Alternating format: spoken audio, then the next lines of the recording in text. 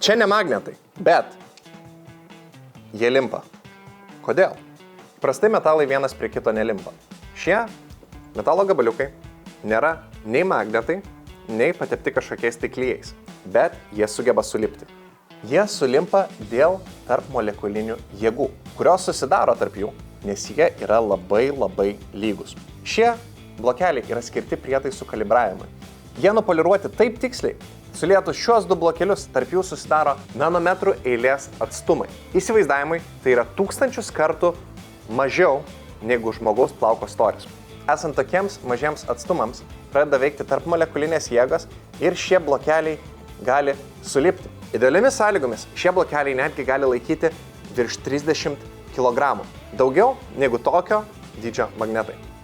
Jeigu jums patinka šis turinys, paremkite mus Contribui platformoje, kurioje mes iki mažiausių detalių aiškinamės kai kuriuos iš šių eksperimentų.